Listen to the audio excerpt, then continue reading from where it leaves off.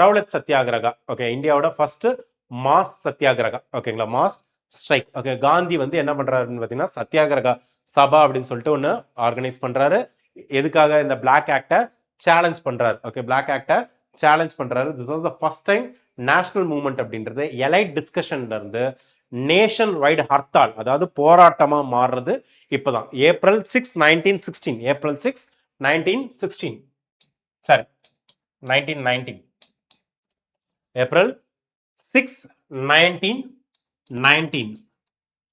April 6, 1919. ஓகேங்களா. So என்ன ஆகுது அப்படின்னு பார்த்தீங்கன்னா, உங்களுக்கு ஒட்டுமொத்தமா காந்தியோட இந்த ரவுலட் ஆக்டுக்கு அகேன்ஸ்டா போராடுங்க, வீதிக்கு வாங்க அப்படின்றாரு. ஓகேங்களா. உங்களுக்கு அதே நேரத்தில் எக்கனாமிக் ஹார்ட்ஷிப்னால கஷ்டப்பட்டுட்டு இருக்க மக்களுக்கு இந்த காந்தியோட குரல் தான் என்ன சொல்றது, என்ன ஆகுது, அவங்கள தெருவுக்கு வந்து போராட வைக்குது. ஓகேங்களா. பெசன்ஸா இருக்கட்டும், விவசாயிகளா இருக்கட்டும், ஆர்டிசன்ஸா இருக்கட்டும், அர்பன் போர்ஸ், இவங்க எல்லாத்தையும் பார்த்தீங்கன்னா பாலிடிக்ஸ்குள்ளார கொண்டு வரது இந்த பீரியட் தான். ஓகேங்களா. ஸோ காந்தி நான் வயலன்ஸ் தான் ப்ரீச் பண்றாரு. ஆனால் உங்களுக்கு டெல்லி, அகமதாபாத் அண்ட் பர்டிகுலரா பஞ்சாப்ல, ஓகேங்களா, நிறைய ப்ரூட்டல் ரெஸ்பான்ஸ் பிரிட்டிஷால வருது. ஓகேங்களா. நிறைய போராட்டங்கள்னால நிறைய விஷயங்கள் தப்பா போகுது. அதனால ஆர்மியை கூப்பிடுறாங்க. அந்த இடத்துலையும் ராணுவ சட்டம் அமலுக்கு வருது. ஓகேங்களா. ஸோ அதோட ரிசல்ட் தான், அதோட ரியாக்ஷன் தான் இந்திய வரலாற்றிலே மிக மிக மோசமான ஒரு நாளை கிரியேட் பண்ணுச்சு. ஒட்டுமொத்த தேசமும் பிரிட்டிஷ்க்கு அகெயின்ஸ்டா எழுந்து நிற்கிறதுக்கு, ஓகேங்களா, இந்த பர்டிகுலர் நாள் தான் ஓகே ஒரு முக்கிய காரணமாக இருந்தது. ஏப்ரல் 13, 1919. ஏப்ரல் 13, 1919 ஜாலியன் வாலாபாக் மசாக்கர். ஜாலியன் வாலாபாக் மசாக்கர். ஓகேங்களா. ஸோ பஞ்சாப் வார் டைம்ல நடந்த நிறைய ரெஸ்ட்ரிக்ஷன்னால பஞ்சாப் பீப்புளுக்கு ஒரு பெரிய ஒரு ரிசன்ட்மெண்ட் கிரியேட் ஆயிருந்தது. பிரிட்டிஷ்க்கு அகேன்ஸ்டான ஒரு மென்டாலிட்டியில இருந்தாங்க. ஓகேங்களா. ஸோ அந்த டைம்ல தான் லோக்கல் லீடர்ஸான doctor Saifuddin Kitchlew and doctor Satyapal. Okay, doctor Saifuddin Kitchlew and doctor Satyapal அப்படின்ற 2 பீப்புள் வந்து பார்த்தீங்கன்னா ரவுலட் சத்தியாகிரக சப்போர்ட் பண்றாங்க. இவங்களை அரெஸ்ட் பண்றாங்க. இந்த லோக்கல் லீடர்ஸ் அரெஸ்ட் பண்ணதுனால உங்களுக்கு பஞ்சாப்ல, ஓகேங்களா, ஒரு சீரீஸ் ஆஃப் ப்ரொட்டஸ்டும் சில இடத்துல வயலண்ட் கிளாஷஸும் நடக்குது. ஓகேங்களா. ஸோ இப்படிப்பட்ட நேரத்தில் தான் என்ன ஆகுதுன்னு பார்த்தீங்கன்னா April 13. Okay, April 13, okay, 1919 Baisakhi டேன்னுவாங்க. அதை பைசாக்கி டேன்னுவாங்க. என்ன பைசாக்கி டேனா, இதை தமிழ்நாட்டில் இருக்கவங்க, தமிழ் தெரிஞ்சவங்களுக்கு புரிஞ்சுக்கணுன்றதாக சொல்கிறேன். பொங்கல் செலிப்ரேஷன் அப்போ கறி நாள் அப்படின்ட்டு ஒரு நாள் செலிப்ரேட் பண்ணுவோம். கரெக்டாக. ஸோ அன்றைக்கி என்ன பண்ணுவாங்க அப்படின்னு பார்த்தீங்கன்னா, ஏதோ ஒரு நல்ல சாப்பாடு சமைச்சிட்டு ஒரு புது இடத்துக்கு போயிட்டு, சென்னையில் இருக்கவங்களா இருந்தால் பீச்சுக்கு போவாங்க, மற்ற இடத்துல பார்த்தீங்கன்னா ஆற்றங்கரையோரம் இல்லை பார்க்குக்கெலாம் போவாங்க, சொந்தக்காரங்களை மீட் பண்ணி, ஓகேங்களா, ரொம்ப நாள் பார்க்காதவங்களாம் இப்போ பார்த்து மீட் பண்ணுவாங்க. ஓகேங்களா. ஸோ அந்த நேரத்தில் பார்த்தீங்கன்னா திருவிழாக்கள் இது மாதிரிலாம் இது பண்ணுவாங்க. ஸோ இந்த பைசாக்கி நாளில் அதே மாதிரி தான் இந்த பைசாக்கி நாள்ன்றது ஒரு அறுவடை செலிப்ரேட் பண்ணுற ஒரு நாள். ஓகேங்களா. ஸோ அந்த டைமில் என்ன ஆகுதுன்னா நிறைய திருவிழாக்கள்லாம் ரன் ஆகிட்டு இருக்கும். ஓகேங்களா. ஸோ அங்கேருந்து ஜாலியன் வாலா பாக். பாக் அப்படின்னா தோட்டம். ஓகே, பாக் அப்படின்னா தோட்டம், ஒரு பெரிய பார்க் அது. ஓகே, ஒரு பெரிய பார்க். ஓகே. ஸோ அந்த பெரிய பார்க்கில் நிறைய மக்கள், கிட்டத்தட்ட 20,000 மக்கள் வந்து பார்த்தீங்கன்னா உங்களுக்கு இந்த பைசாக்கி டேவை செலிப்ரேட் பண்ணுறதுக்காக குழந்தைகளோட குடும்பங்களோட வந்து கூடியிருக்காங்க. ஓகேங்களா. வீட்டில் இருந்து சாப்பாடெல்லாம் எடுத்துக்கிட்டு ஒரு திருவிழா அட்டன் பண்ணுற ஒரு மென்டாலிட்டியோட வந்து கூடியிருக்காங்க. ஓகேங்களா. அதே நேரத்தில் டாக்டர் கிச்லியூ அண்ட் டாக்டர் சத்யபாலை அரெஸ்ட் பண்ணதுக்கான ப்ரொட்டஸ்ட்டும் அதே ஜாலியன் வாலாபாக்ல ஏதோ ஒரு மூலையில் போயிட்டு இருக்கு. ஓகே, இப்படி ஒரு போராட்டம் நடக்கிறதோ வார் டைம் ரிப்ரெஷனோ நடக்கிறதோ தெரியாத மக்கள் தான் அங்கே உண்மையாக சொன்னால் அதிகமான பேர் இருந்தாங்க. குடும்பங்களோட, குழந்தைகளோட, ஓகே, பிஞ்சு குழந்தைகளோட தன்னோட ஃபேமிலியோட டைம் ஸ்பெண்ட் பண்ணலாம் அப்படின்னு வந்த பெசன்ஸ் தான் அங்கே அதிகம். ஓகே. ஸோ அப்படிப்பட்ட இடத்துல ப்ரொட்டஸ்ட் நடக்குதுன்னு தெரியுது. உங்களுக்கு வார் டைம் ஆக்ட் இம்ப்ளிமெண்ட் பண்ணியிருக்காங்க, மிலிட்ரி ரூல் இம்ப்ளிமெண்ட் பண்ணியிருக்காங்க. So brigadier general Dyer, brigadier general Dyer அப்படின்றவர் வராரு. வந்து என்ன பண்ணுறாருன்னா இந்த பார்க்குக்கு இருக்க ஒரே என்ட்ரன்ஸை பிளாக் பண்ணுறான். ஓகே, பண்ணிவிட்டு அவங்களோட ட்ரூப்ஸ் கிட்ட வார்னிங் கூட கொடுக்காம, ஓகேங்களா, வானத்தை பார்த்து சொல்கிறதோ இல்லை தடி அடியோ நடத்தாமல் டைரெக்டாக அவங்களோட ட்ரூப்ஸை பார்த்து மக்களை நோக்கி கண்டபடி சுட சொல்கிறாங்க. ஓகேங்களா, கண்டபடி சுட சொல்கிறாங்க. ஓகேங்களா. இது ஒரு திட்டமிட்ட படுகொலை. திட்டமிட்ட படுகொலை. கேட்குற எல்லாத்துக்கும் அப்படியே ரத்தம் கொதிச்சுது அப்படின்வாங்க. இப்போ கேட்டாலே நம்மளுக்கு நல்லா யோசிச்சு பாருங்க, போராட்டம் பண்ணவங்களை சுட்டிருந்தாலே அது ஒரு பெரிய தப்பு. ஆனால் என்ன நடக்குதுன்னு தெரியாமல் குழந்தைகளோட குடும்பத்தோட வந்து இருக்கவங்கள என்ன நடக்குதுன்னு பல பேருக்கு எதுக்காக இறந்தனே தெரியாது. ஓகே, அந்த அளவுக்கு மோசமான ஒரு இன்சிடென்ட். அபிஷியலா பிரிட்டிஷ் சொன்னது 379 பேர் இறந்ததா சொல்றாங்க. ஓகேங்களா, 1100 பேர் காயம்பட்டதா சொல்றாங்க. பட் இந்தியன் நேஷனல் காங்கிரஸ் வந்து சொன்னது கிட்டத்தட்ட 1000 பேருக்கு மேல இறந்தாங்க, 1500 பேருக்கு மேல அடிபட்டாங்கன்னு சொல்றாங்க. 1650 ரவுண்ட்ஸ், ஓகேங்களா, 1650 புல்லட் ஃபயர் பண்ணியிருக்காங்க. 1650 ரவுண்ட்ஸ் ஃபயர் பண்ணியிருக்காங்க. அதாவது கிட்டத்தட்ட ஒவ்வொரு துப்பாக்கியிலையும் அமினேஷன் தீர்ற வரைக்கும் சுடு அப்படின்னு இருக்காங்க. குறிப்பாத்துல இல்ல, கண்டபடி சுடு, உங்ககிட்ட இருக்க துப்பாக்கியில இருக்க குண்டு தீர்ற வரைக்கும் சுடு அப்படின்னு இருக்காங்க. இந்த மாதிரியான ஒரு மோசமான ஆர்டரை வந்து கொடுத்தாங்க. ஓகேங்களா, ஸோ பிரிட்டிஷ் வந்து பார்த்தீங்கன்னா ஒரு அன்சிவிலைஸ்டு மென்டாலிட்டிக்கு அப்போ போயிட்டாங்க. எந்த அளவுக்கு அப்படின்னு பார்த்தீங்கன்னா, ஒரு தெருவை நீங்க ஒரு முக்கியமான தெருவை தாண்டி நீங்க போகணும் அப்படின்னா இந்தியன்ஸ் வந்து தவழ்ந்துகிட்டு தான் போகணும், நடந்து போகக்கூடாது. ஓகேங்களா, தவழ்ந்துட்டு தான் போகணும். ஏன் அப்படின்னு பார்த்தீங்கன்னா, இந்த போராட்ட காலத்துல ஒரு பிரிட்டிஷ் மிஷனரி இந்தியாவுக்கு வந்திருப்பாங்க. அவங்கள தெரியாம இந்தியன்ஸ் வந்து அட்டாக் பண்ணிடுவாங்க.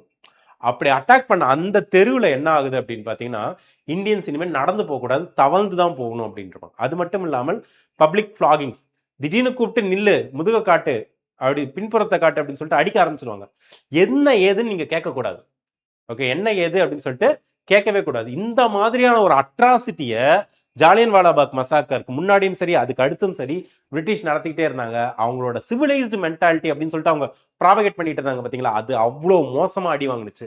இத்தனை நாளா நீங்களாடா உங்களை சிவிலைஸ்டு பர்சன்ஸும் எங்களை அன்சிவிலைஸ்டுன்னு சொல்லிட்டு இருக்கீங்க, இவ்வளோ கேவலமா நடந்துக்கிறீங்களே அப்படின்னு சொல்லிட்டு இந்தியாவில் இது வரைக்கும் ஓரளவுக்கு பிரிட்டிஷை சப்போர்ட் பண்ணிட்டு இருந்த பீப்புள் கூட ரத்தம் கொதிச்சு போய் பிரிட்டிஷை அப்போஸ் பண்றாங்க. ஓகேங்களா, ஸோ இந்த ஜாலியன் வாலாபாக் மசாக்கருக்கு அப்புறமேட்டு என்ன நடக்குதுன்னு பார்த்தீங்கன்னா ஒரு விஷயத்தை அண்டர்ஸ்டாண்ட் பண்ணிட்டாங்க.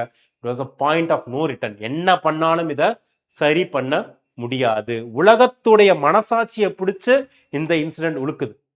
ஓகே, உலகத்தோட மனசாட்சியை பிடிச்சு இந்த இன்சிடென்ட் உழுக்குது. மற்ற கண்ட்ரீஸ்லாம் யூரோப்பை பார்த்து, இங்கிலாண்டை பார்த்து ஒரு கேள்வி கேட்குறாங்க, இவ்வளோ மோசமாவா நீங்க நடந்துக்கிட்டீங்க அப்படின்ற அளவுக்கு ஒரு கேள்வி கேட்குறாங்க. ஓகேங்களா, ஸோ ரவீந்திரநாத் தாகூர் அவருக்கு கொடுத்த அந்த நைட்ஹுட் சர்பட்டத்தை திருப்பி கொடுக்குறாரு. அண்ட் தென் இதுக்காக ஹண்டர் கமிட்டின்னு ஒரு கமிட்டி போடுறாங்க. அந்த கமிட்டி பிரச்சனை நடந்தது கொஞ்சம் எக்ஸசிவா சுட்டுட்டாங்க அப்படின்றாங்க. எது எக்ஸசிவா சுட்டுன்றாங்க. இதை கேட்ட காந்தி அவருக்கு சவுத் ஆப்பிரிக்கால போயர் வார்ல பிரிட்டிஷ்க்கு ஹெல்ப் பண்ணியிருப்பாரு. அதுக்காக கெய்சர் ஐ ஹிந்த் அப்படின்ற ஒரு மெடல் அண்ட் டைட்டில் கொடுத்துருப்பாங்க. அந்த டைட்டிலை திருப்பி கொடுத்துருவாரு. ஓகே, இப்போ நீங்க உங்களோட ராஜாங்கம் கொடுத்த டைட்டில் எனக்கு வேணாம் அப்படின்னு சொல்லிட்டு ஹண்டர் கமிஷனோட ரிப்போர்ட் கமிட்டி அதை திருப்பி கொடுத்துருவாரு. காந்தி ஒரு முக்கியமான விஷயத்தை ரியலைஸ் பண்ணுவாரு. Okay, cooperation with the satanic regime was no longer possible. அதாவது பிரிட்டிஷ் கவர்மெண்டோட சேர்ந்துக்கிட்டு அவங்க கிட்ட இந்த ரைட்ஸை கொடுங்க அந்த ரைட்ஸை கொடுங்கன்னு கேட்கறது இனிமேட்டு பாசிபிளே கிடையாது அப்படின்ற ஒரு மென்டாலிட்டிக்கு வந்தார். இதெல்லாம் தாண்டி ஒரு முக்கியமான விஷயம் இது இந்த ஜாலியன் வாலாபாக் மசாக்கர் கிரியேட் பண்ணுச்சு. 11 வயசு பையன் இந்த இடத்த விசிட் பண்றான். ஓகேங்களா, இறந்த பீப்புள் இருக்காங்களா, அந்த ரத்த கரைப்பட்ட மண்ணை பார்க்குறான். அது அவனோட மென்டாலிட்டியை மாற்றுது. பிரிட்டிஷ் அரசாங்கத்தை இந்த நாட்டை விட்டே துரத்துவேன் அப்படின்னு உறுதி எடுக்கிறான். அந்த பையன் வேற யாரும் இல்லை, பகத்சிங்.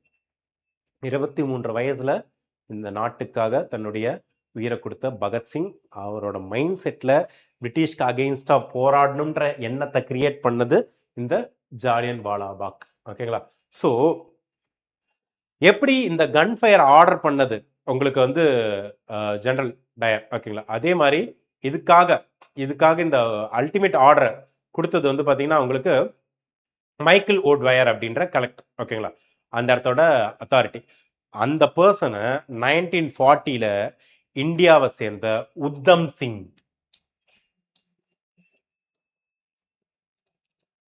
அப்படின்றவர் போயிட்டு இங்கிலாந்துக்கு போயிட்டு அங்க நடக்கிற அங்கெல்லாம் மூவிஸ் எடுப்பாங்களா, அதுல இந்தியன் பீப்புள் எக்ஸ்ட்ராஸ் எல்லாம் ஆட் பண்ணல, அந்த மாதிரிலாம் ஆக்ட் பண்ணி ஒரு ரைட்டான சுச்சுவேஷன் பார்த்து, ஓகேங்களா, உத்தம் சிங் அப்படின்றவர் என்ன பண்றாரு, சர்தார் உத்தம் சிங் உங்களுக்கு மைக்கேல் ஓட்வயரை 1940 சுட்டு கொண்டுடுறாரு. ஓகே, ஸோ இது ரொம்ப பெரிய இம்பாக்டை கிரியேட் பண்ணுது. ஓகே, ஸோ ஒரு ஆர்டர் ஆஃப் ஈவெண்ட்ஸ் பார்க்கலாம்.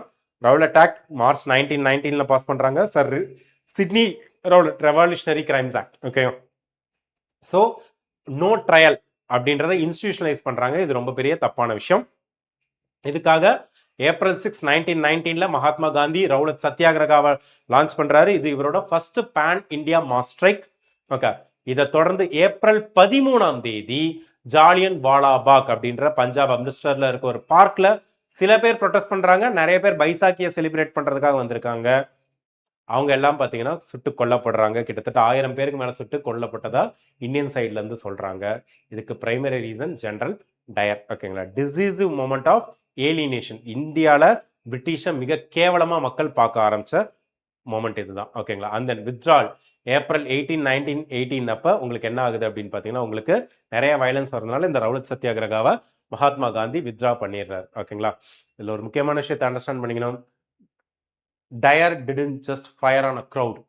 He fired on the foundation of the British Empire அப்படின்னுவாங்க.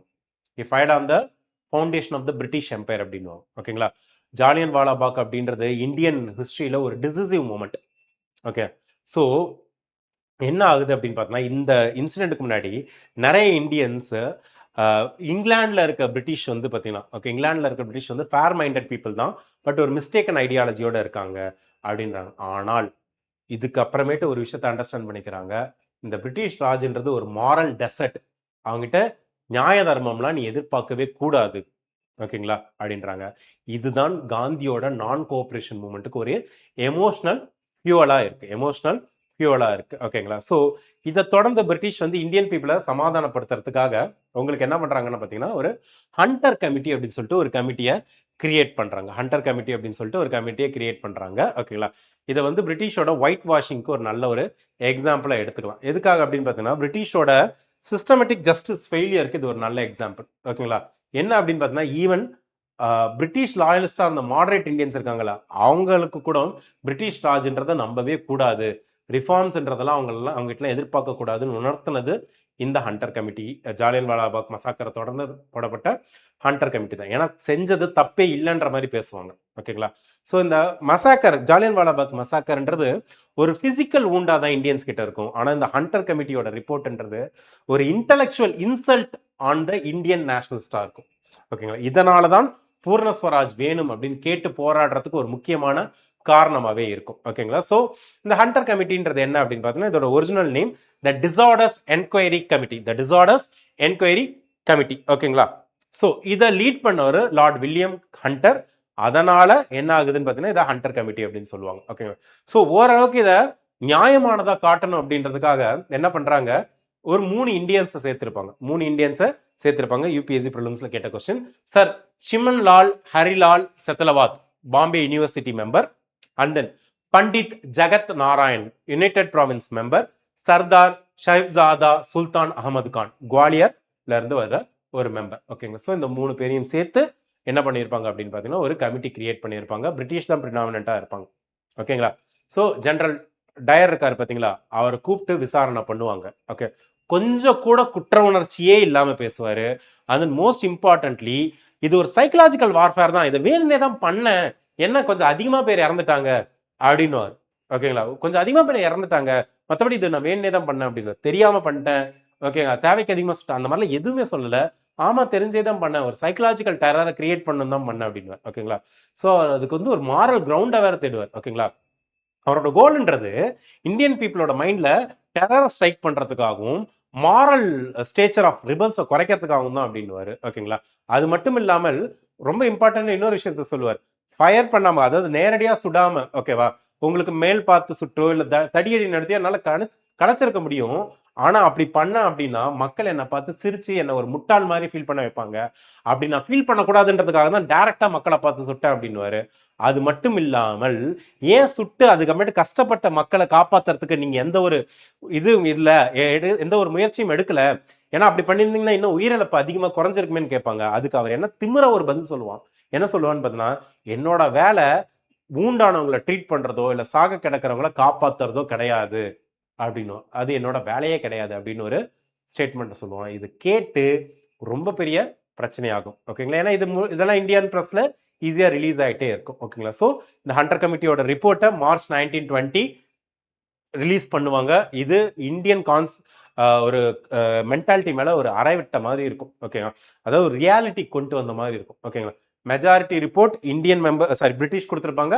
அதே நேரத்தில் காங்கிரஸ் கிரியேட் பண்ண ஒரு கமிட்டில இருந்து ஒரு ரிப்போர்ட் கொடுத்துருப்பாங்க. அதை மைனாரிட்டி ரிப்போர்ட் அப்படின்னு சொல்லுவாங்க. ஓகேங்களா? Okay. So majority report British என்ன சொல்றாங்கன்னா, இந்த லேக் ஆஃப் நோட்டீஸ், அதாவது இத்தனை பேர் இறந்ததை இத்தனை பேர் இருக்காங்கன்றத பார்க்க தவையது ஒரு சின்ன எரர் அப்படின்னுவாங்க. ஓகே, ஒரு சின்ன எரர் அப்படின்னுவாங்க. ஓகேங்களா? And then most importantly fire பண்ணது ஒரு கிரேவ் எரர், ரொம்ப இவ்வளோ நேரம் சுட்டிருக்க தேவையில்ல அப்படின்னுவாங்க. அண்ட் தென் மோஸ்ட் இம்பார்ட்டன்ட்லி பார்த்தீங்கன்னா, அந்த இடத்துல கூடின மக்கள்லாம் பிரிட்டிஷ் கவர்மெண்ட் அகெயின்ஸ்டா கூடல அப்படின்றத அக்செப்ட் பண்ணியிருப்பாங்க. அண்ட் தென் பார்த்தீங்கன்னா உங்களுக்கு டயரோட மாரல் எஃபெக்ட் மோட்டிவ் மட்டும் திட்டுவாங்க. அவரோட ஆக்ஷன்ஸை திட்ட மாட்டாங்க, மாரல் எஃபெக்ட் மோட்டிவ் மட்டும் திட்டுவாங்க. வேற இந்தியன் மெம்பர்ஸ் கொடுத்த அந்த மைனாரிட்டி ரிப்போர்ட்டை மோஸ்ட் இம்பார்ட்டன்ட்லி ஜெனரல் டயரோட ஆக்ஷன்ஸை வந்து பார்த்தீங்கன்னா இன்ஹியூமனும் அன்பிரிட்டிஷ்னும் சொல்லியிருப்பாங்க. ஓகேங்களா? அண்ட் தென் மோஸ்ட் இம்பார்ட்டன்ட்லி பார்த்தீங்கன்னா இந்த ப்ரொக்ளமேஷன்ஸ்லாம் இன்சஃபிஷியன்ட்லி பப்ளிசைஸ்டு, அதாவது மக்கள் கூடக்கூடாதுன்ற விஷயத்தையே மக்கள் கிட்ட நீங்க கொண்டு போய் சேர்க்கல, ஊரடங்கு உத்தரவு இருக்குன்றதே மக்களுக்கு தெரியாது அப்படின்றாங்க.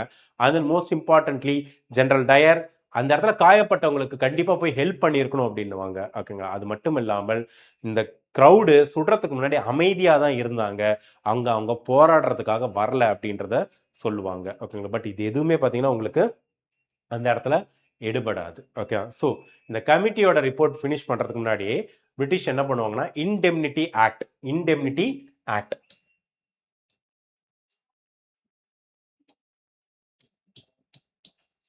இன்டெம்னிட்டி ஆக்ட் ஆஃப் 1919 ஒன்று பாஸ் பண்ணுவாங்க. இதோட பர்பஸ் என்ன அப்படின்னு பார்த்தீங்கன்னா உங்களுக்கு பிரிட்டிஷ் ஆஃபீஸர்ஸை எந்த ஒரு லீகல் ஆர் பீனல் ஆக்ஷன்ஸ், அவங்களோட டியூட்டி டைம்ல பண்ற எந்த ஒரு விஷயத்துக்கும், அதாவது மார்ஷியல் லால பண்ற எந்த ஒரு ஆக்ஷனுக்கும் அவங்கள ரெஸ்பான்சிபிள் இல்லை அப்படின்னு ப்ரொடெக்ட் பண்றதுக்காக ஒரு ஆக்டை கிரியேட் பண்றாங்க. அதுதான் பார்த்தீங்கன்னா இன்டெம்னிட்டி ஆக்ட். ஓகேங்களா?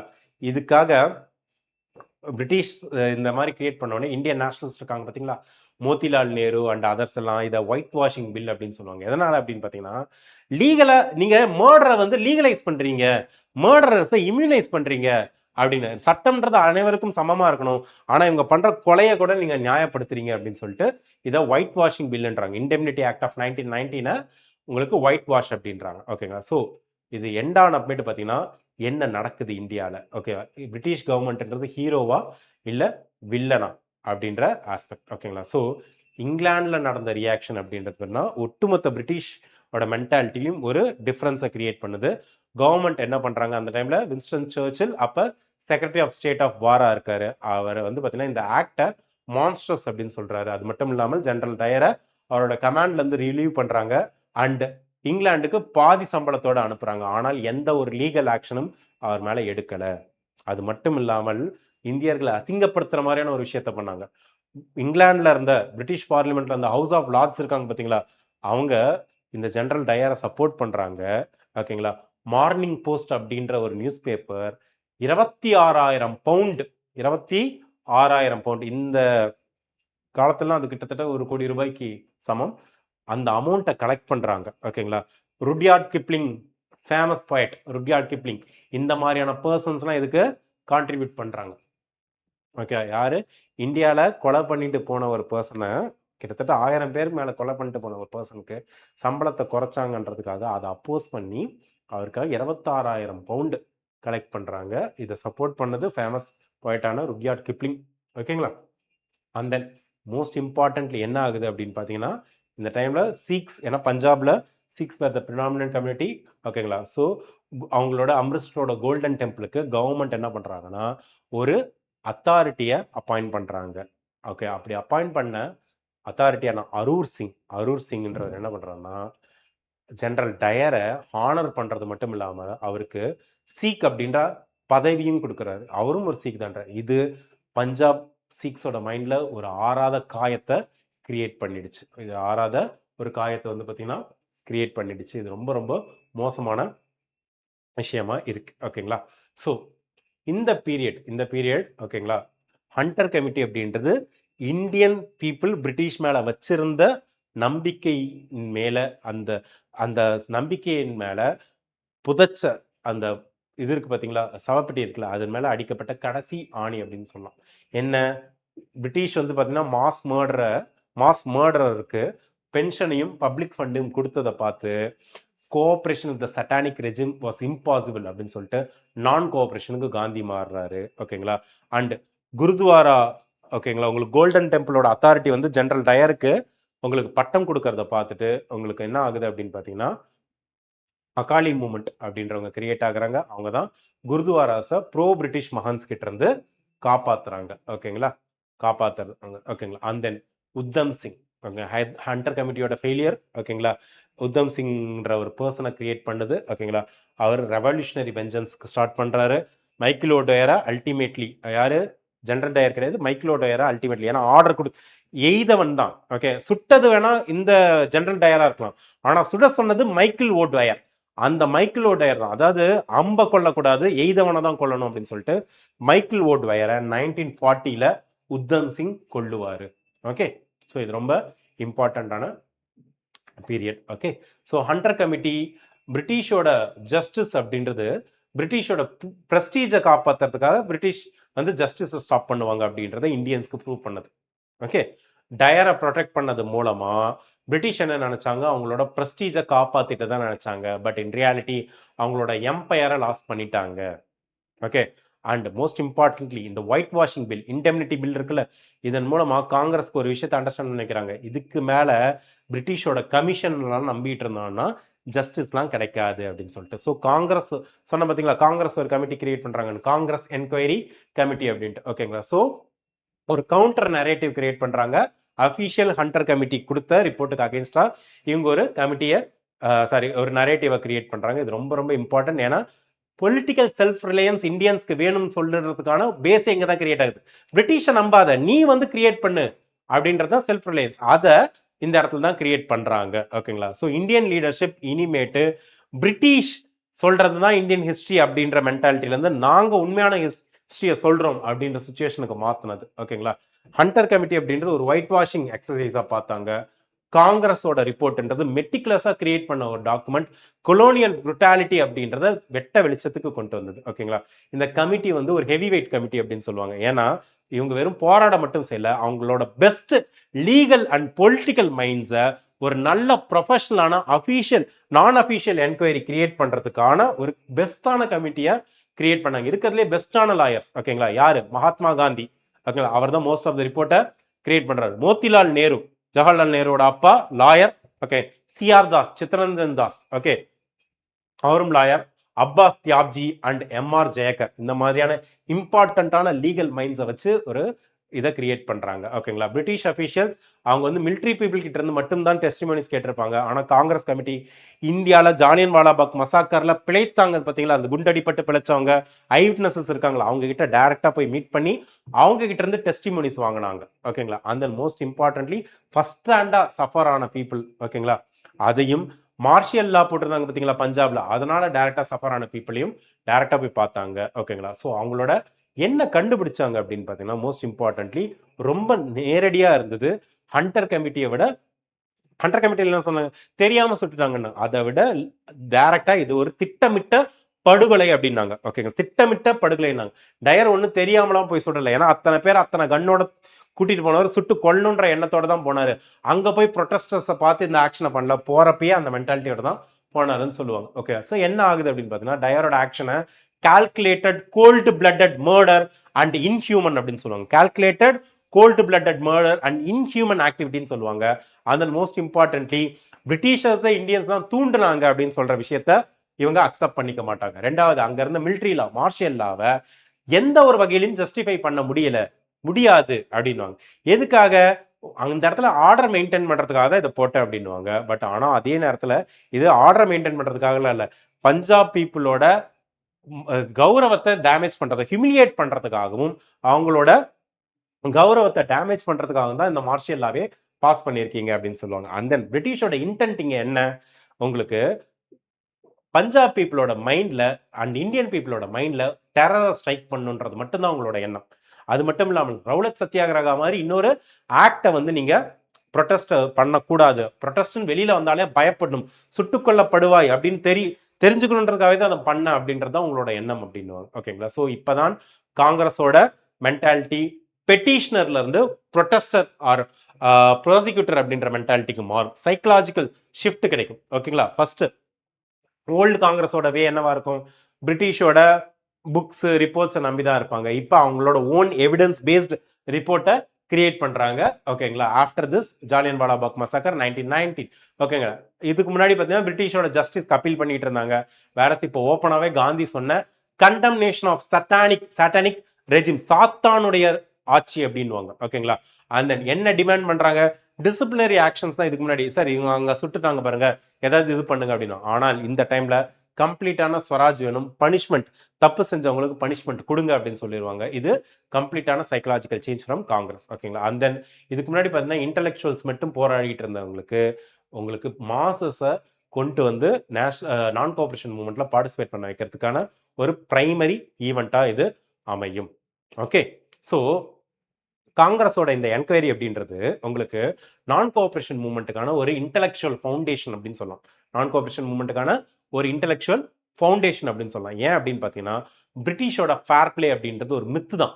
ஓகே, பிரிட்டிஷோட ஃபேர் பிளேன்றது ஒரு மித்து தான். ஓகேங்களா? இதுக்கு முன்னாடி பார்த்தீங்கன்னா போயர் வாருக்குலாம் பிரிட்டிஷ்க்கு ஹெல்ப் பண்ணணும்னு காந்தியே தான் போராட்ட ஆளுங்க சோல்ஜர்ஸ் எல்லாம் ரெக்ரூட் பண்ணிட்டு இருப்பார். ஆனால் அவர் பிரிட்டிஷ் கவர்மெண்டோட ஃபியர்சஸ்ட் கிரிட்டிக்கா மாறுவார். ஓகேங்களா? And then most importantly Motilal Nehru, Gandhi மாதிரியான லீடர்ஸை ஒன்றாக்குறது இந்த பீரியட் தான். ஓகேங்களா? Legalist and satyagrahi wings of the பார்ட்டியை கம்ப்ளீட்டாக ஒன்றாக்கும். அந்த குளோபல் பப்ளிசிட்டி கிடைச்சது. ஸோ காங்கிரஸ் என்ன பண்ணாங்கன்னா அவங்களோட அந்த ரிப்போர்ட்டை இன்டர்நேஷனல் லெவலில் பப்ளிஷ் பண்ணாங்க, டிஸ்ட்ரிபியூட் பண்ணாங்க. அக்லி ஃபேஸ் ஆஃப் பிரிட்டிஷ் இம்பீரியலிசத்தை பாருங்க அப்படின்னு சொல்லி பண்ணாங்க. பிரிட்டிஷோட வேர்ல்டு லெவலில் இருந்த அவங்களோட அந்த மாரல் ஸ்டாண்டிங்கை டேமேஜ் பண்ணுச்சு. வேர்ல்டு ஸ்டேஜில் பிரிட்டிஷோட மாரல் ஃபேஸை இது டேமேஜ் பண்ணுச்சு. ரொம்ப இம்பார்ட்டண்ட்டான விஷயம். ஓகேங்களா? அண்ட் தென் காங்கிரஸோட ரிப்போர்ட்ன்றது தான் பிரிட்டிஷ் கவர்மெண்ட்டுக்கு அகெயின்ஸ்டா இந்தியன் பீப்புளோட ஃபர்ஸ்ட் சார்ஜ் ஷீட்னுவாங்க. எஃப்ஐஆர் போட்டோன்னே அடுத்து குற்றப்பத்திரிகை போடுவாங்க பார்த்தீங்களா, சார்ஜ் ஷீட். அதுதான் பார்த்தீங்கன்னா காங்கிரஸோட ரிப்போர்ட் தான் பிரிட்டிஷ் கவர்மெண்ட்டுக்கு அகெயின்ஸ்டான இந்தியன் பீப்புளோட ஃபர்ஸ்ட் சார்ஜ் ஷீட். ஓகேங்களா? ஸோ ஹண்டர் கமிட்டி வந்து ரத்தத்தை நடந்த உண்மையை மறைக்க பார்த்தது. ஆனால் காங்கிரஸ் என்ன பண்ணாங்கன்னா ஒரு மேக்னிஃபையிங் கிளாஸ் வச்சு அதை பார்க்க வச்சாங்க. மேக்னிஃபையிங் கிளாஸ் வச்சு அதை பார்க்க வச்சாங்க.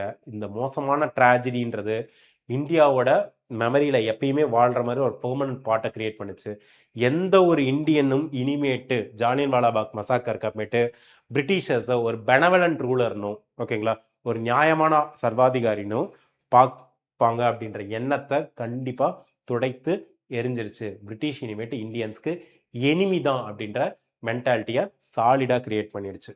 ஓகே ஆஸ்பிரன்ஸ், இந்த கிளாஸ் ரொம்ப ரொம்ப இம்பார்ட்டன்ட். ஏன்னா காந்தியோட அரைவல், காந்தியோட இனிஷியல் ஸ்ட்ரகிள்ஸ், காந்தியோட சவுத் ஆப்பிரிக்கா ஸ்ட்ரகிள்ஸ், காந்தி இந்தியாவுக்கு வந்த அப்புறமேட்டு நடந்த Champaran, Kheda, Ahmedabad strike, Rowlatt act எதுக்காக பாஸ் பண்ணாங்க, அந்த ஆக்டை தொடர்ந்து நடந்த ஜாலியன் வாலாபாக் மசாக்கர், அதுக்காக போட்ட ஹண்டர் கமிட்டியோட நியாயமில்லாத ரிப்போர்ட், காங்கிரஸ் அதுக்கு அகெயின்ஸ்டாக எடுத்த லீகல் ஆக்ஷன், காங்கிரஸோட ரிப்போர்ட், இதெல்லாம் பார்த்தோம். இதெல்லாம் யூபிஎஸ்சிக்கே ரொம்ப ரொம்ப இம்பார்ட்டண்ட்டானது. அது மட்டும் இல்லாமல் இதில் சில கொஷின்ஸ் கேட்டிருந்தேன். ஓகேங்களா? அதுக்கெல்லாம் மறக்காமல் கமெண்ட் பண்ணுங்கள். உங்களை நெக்ஸ்ட் வீடியோவில் பார்க்குறேன். Thank you very much. Veranda IAS, where your dream becomes reality.